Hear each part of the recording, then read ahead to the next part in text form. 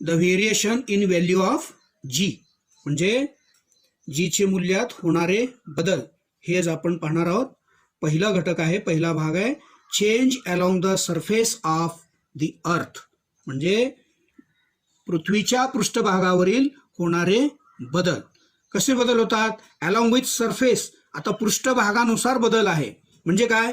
Will the value of g be the same everywhere on the surface of the earth? The answer is no.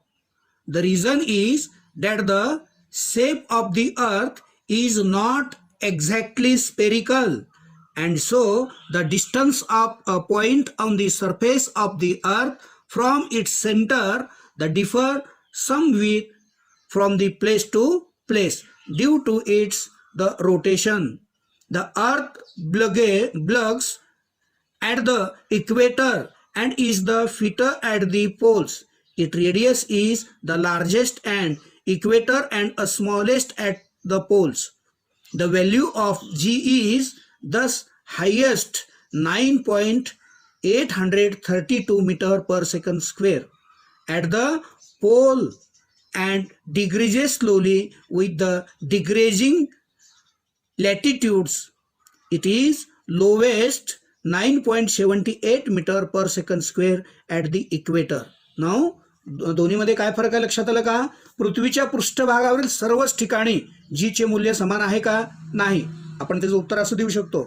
का नाही? याचं कारण असं आहे की पृथ्वीचा आकार पूर्णपणे गोल नाही, म्हणून तिच्या पृष्ठभागावरील वेगवेगळ्या बिंदूचे पृथ्वीच्या केंद्रकापासून जे अंतर आहे ते अंतर त्याच्या स्थानानुसार काय होते? बदलते. म्हणजेच काय होतं? पृथ्वी स्वतःभोवती जेव्हा फिरते आणि ते फिरत असताना तिचा जो आकार आहे तो ध्रुवाजवळ कसा आहे? चपटा आहे, आणि विषुववृत्तावर कसा आहे? फुगीर आहे. म्हणजे अर्थात त्याचा अर्थ काय आहे? ती पृथ्वीची जी त्रिज्या आहे ती ध्रुवाजवळ कमी तर विषुववृत्तावर जास्त आहे, म्हणून जी चे मूल्य हे ध्रुवावर सर्वात जास्त किती आहे?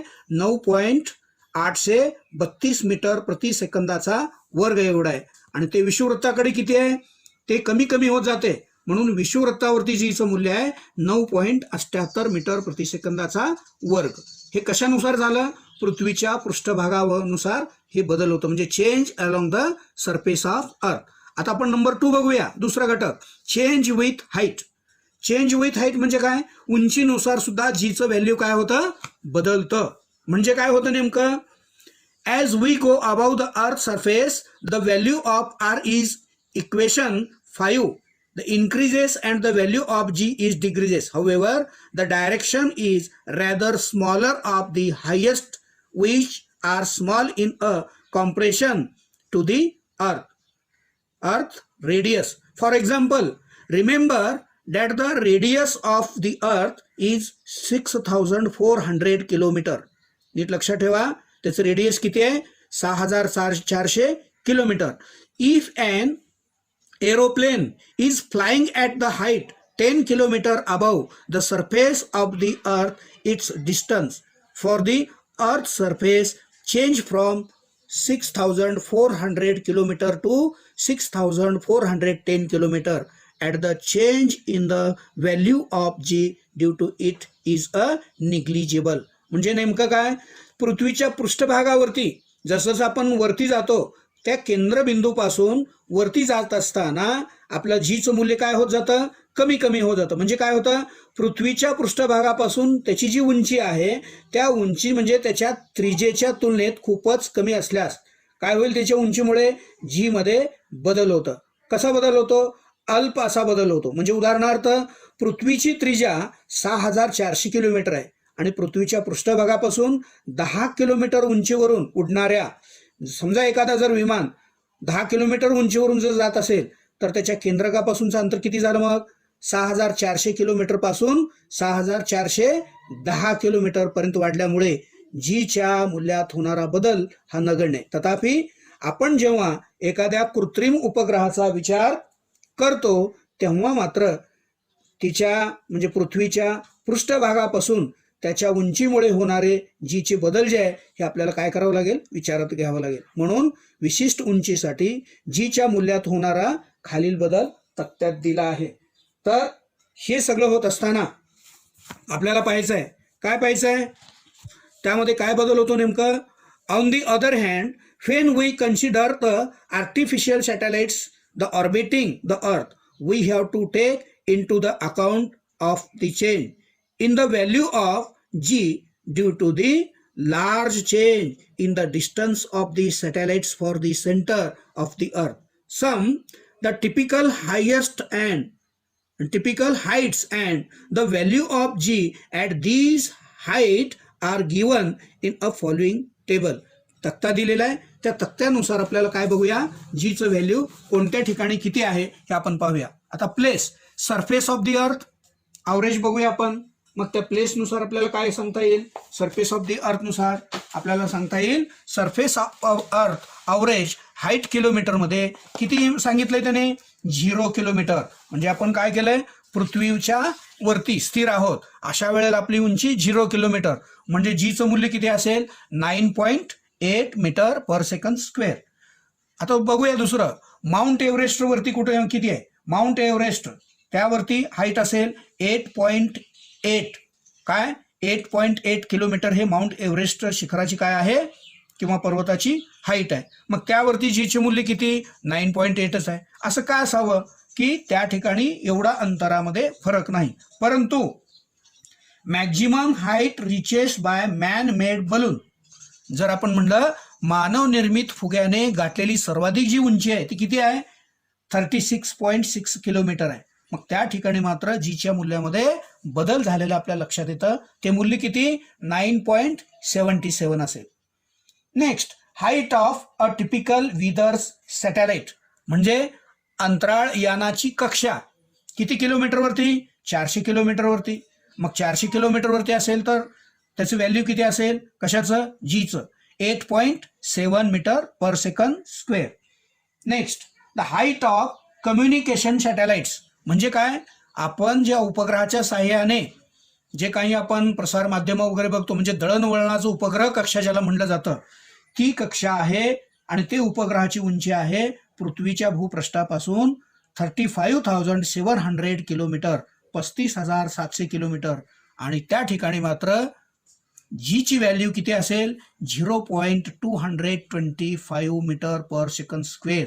म्हणजे एवढ्या मोठ्या प्रमाणामध्ये या सॅटेलाइटचं वेट, त्याचं जे व्हॅल्यू जी जे आहे हे मात्र 0.225 मीटर प्रति सेकंदाचा वर्ग इतका असेल. अशा पद्धतीने change of G with height above the earth surface, उंचीनुसार काय होते? त्या वस्तूच्या म्हणजे जीच्या मूल्यामध्ये बदल होत असते. आता आपण बघूया शेवटचा यातला तिसरा घटक कोणता? खोलीनुसार होणारे बदल, म्हणजे change with depth. The value of g also changes if we go the inside the earth. The value of R is a equation 5 decreases and one word thinks that the value of g should increase as per the formula. However, the path of the earth which the contributes towards the gravitational force felt by the object also decreases, which means that the value of capital M to be used in equation 5 also decreases as a combined result of change in R and M.